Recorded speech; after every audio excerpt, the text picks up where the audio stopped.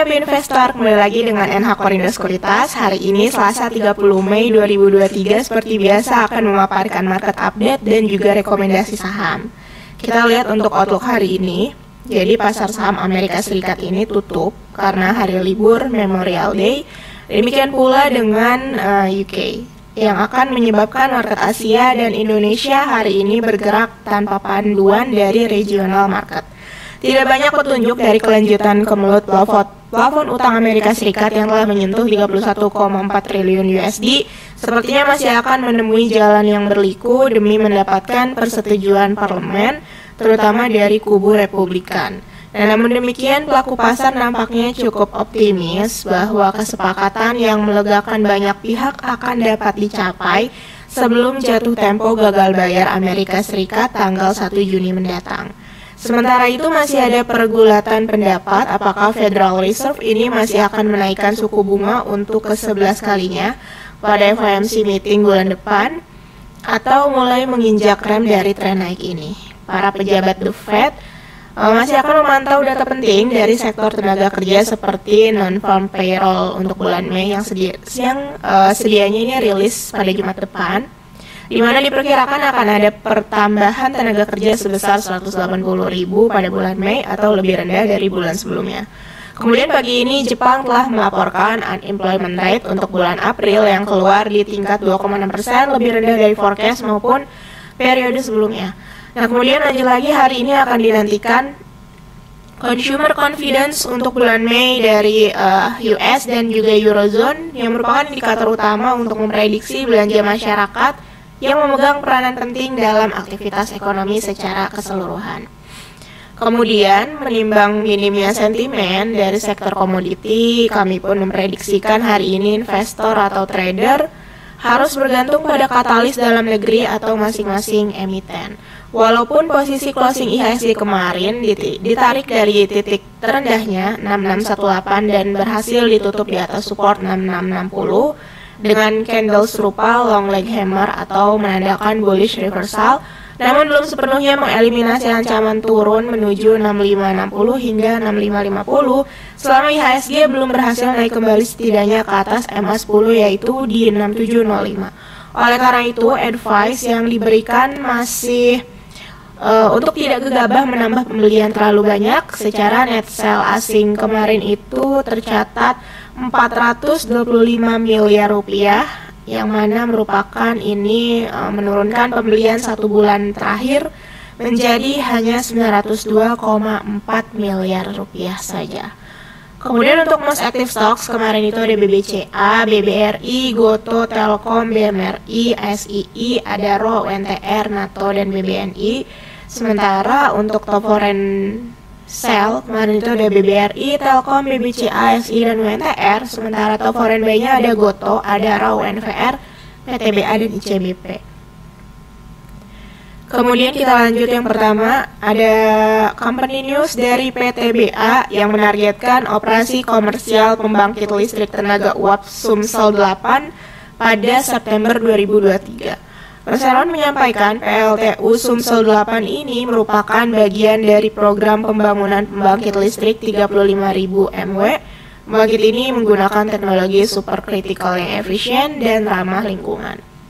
Kemudian ada PTPP yang telah menyerap anggaran belanja modal atau CAPEX sebesar 171,58 miliar rupiah per kuartal 1 2023, yang mana perseroan mengatakan penggunaan CAPEX dominan untuk anak usaha dan terafiliasi terutama untuk PT PP Presisi Tbk atau PPRE yang sedang melakukan ekspansi pada infrastruktur tambang. Adapun CAPEX yang disiapkan PT PP ini mencapai 3,43 triliun rupiah pada 2023. Kemudian yang ketiga ada MTLA yang menargetkan recurring revenue atau pendapatan berulang dapat mencapai 516 miliar rupiah tahun 2023. Hingga April, recurring income mencapai 160 miliar rupiah yang berasal dari komersial seperti mall, hotel, dan rekreasi. Perseroan mengatakan rasio okupansi dari segmen pusat perbelanjaan atau mall rata-rata sudah berada di atas 90%. Kemudian kita lanjut domestic and global news. Dari dalam negeri sendiri ada Kementerian SDM yang tengah mendorong kebijakan wajib pasok dalam negeri atau Domestic Market Obligation DMO komoditas olahan bauksit, smelter grade alumina untuk menopang industri aluminium nasional selepas moratorium ekspor bahan mentah mineral pada 10 Juni 2023. Nah, kemudian staf khusus dari Kementerian SDM mengatakan pemerintah berkepentingan untuk memprioritaskan hasil produksi turunan biji bauksit untuk diolah lebih lanjut di dalam negeri. Adapun kebijakan DMO ini baru terbatas diterapkan untuk komoditas batubara untuk kepastian pasok pembangkit listrik dan industri strategis domestik lainnya. Kemudian dari Global sendiri, lagi-lagi ada dari Partai Republik yang menentang kesepakatan pagu-utang Amerika Serikat, di mana menandakan kesulitan. Sejumlah anggota parlemen dari Partai Republik yang berhaluan kanan mengatakan pada hari Senin bahwa mereka akan menentang kesepakatan untuk menaikkan pagu-utang Amerika Serikat senilai 31,4 triliun USD. Ini merupakan sebuah pertanda bahwa kesepakatan bipartisan ini dapat menghadapi waktu sulit di Kongres sebelumnya. Amerika Serikat kehabisan uang untuk minggu depan. Dan meskipun sudah diperkirakan, penolakan ini menggambarkan rintangan yang harus diatasi oleh Presiden Joe Biden dari Partai Demokrat dan anggota Kongres dari Partai Republik Kevin McCarthy untuk meloloskan hal tersebut agar DPR yang dikuasai Partai Republik dan Senat yang dikuasai Partai Demokrat ini dapat meloloskan paket tersebut. Kemudian kita lanjut untuk Global and Domestic Economic Calendar hari ini, yang tadi ada jobless rate dari Jepang, kemudian untuk dari US ada Consumer Confidence.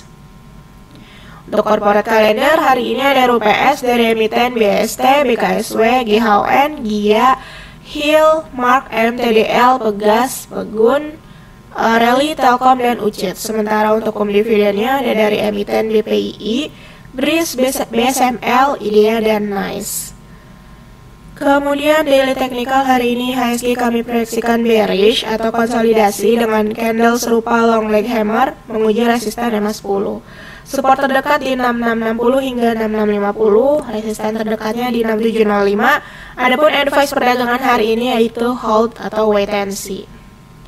Kemudian rekomendasi saham yang pertama ada Adaro, di mana rekomendasi kami hari ini spekulatif buy. Overview-nya yaitu menguji support lower channel, kemudian RSI oversold positive divergence. Untuk targetnya ini di 2350, kemudian stop loss-nya di 1990. Kemudian ada Pegas, di mana rekomendasi kami hari ini buy. Overview-nya yaitu tembus resisten ketiga MA dan berpotensi akhiri trend sideways. Untuk target terdekat di 1445 hingga 1460 dan stop loss-nya di 1360.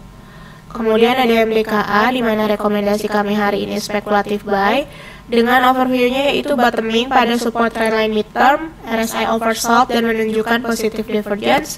Uji resisten MA10, target terdekat di 3300 hingga 3350, kemudian stop loss-nya di 2920. Kemudian ada INTP, rekomendasi kami hari ini spekulatif buy dengan overview-nya rebound dari support trendline midterm, kemudian menguji resisten MA10, MA20 dan disusul MA50. Adapun untuk target terdekatnya di 10.700 dan stop loss di 9850. Kemudian ada BMRI, di mana rekomendasi kami hari ini spekulatif buy dengan targetnya di 5350, kemudian stop loss di 5050. Oke, sekian mengenai paparan hari ini. Terima kasih.